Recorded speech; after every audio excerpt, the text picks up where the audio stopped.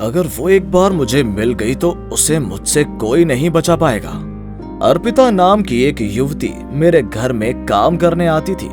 हफ्ते में 7 दिन वो मेरे कमरे और खिड़कियों की सफाई किया करती थी और कभी कभी मेरे लिए खाना भी बनाती थी। वो लड़की मुझसे उम्र में छोटी थी।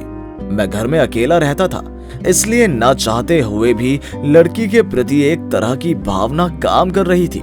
सच में, अगर वो एक बार मुझे मिल गई तो उसे मुझसे कोई नहीं बचा पाएगा।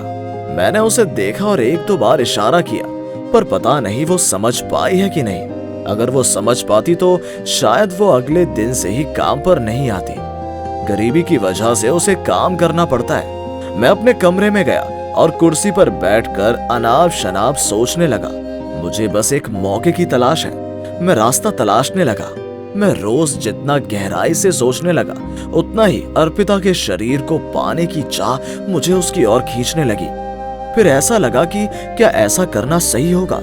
पैसे की कमी की वजह से लड़की मेरे घर काम करने आई है और अगर मैं उसकी बेबसी का फायदा उठाऊं तो क्या ये काम ठीक रहेगा? धत, इस उम्र में पाप और पुण्य के बारे में सोचूंगा तो जिंदगी कैसे जीऊंगा।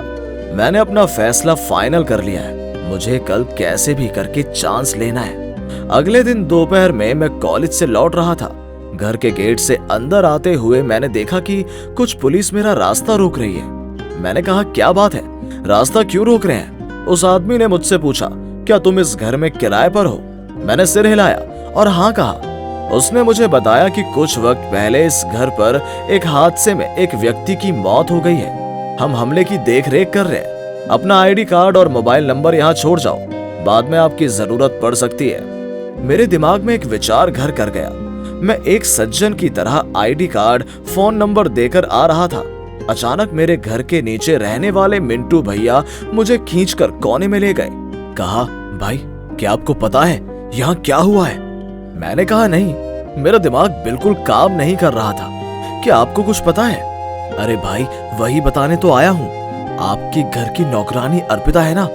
अर्पिता का नाम सुनकर मेरे दिल की धड़कनें बढ़ गई। मिंटू भाई ने कहा, वो लड़की तुम्हारे घर का काम खत्म करके हमारे रोहन सर के घर जाती है और तुम रोहन को तो जानते ही हो, एक नंबर का लालची, दुनिया का सबसे घटिया इंसान। रोहन आज अर्पिता के साथ कुछ उल्टा पुल्टा करने जा रहा था। जैसे ही गया, खत। अरे तुम्हारे दोनों टांगों के बीच जो है ना, वो तो गया और ज्यादा खून बहने से उसकी मौत हो गई। बातें सुनकर मेरे तो रोंगटे खड़े हो गए। मैं कुछ देर सर पकड़कर बैठा रहा। फिर जब मुझे होश आया तो मुझे एक बात का एहसास हुआ। कभी कभी लापरवाह होना बड़ी मूर्खता की बात होती है।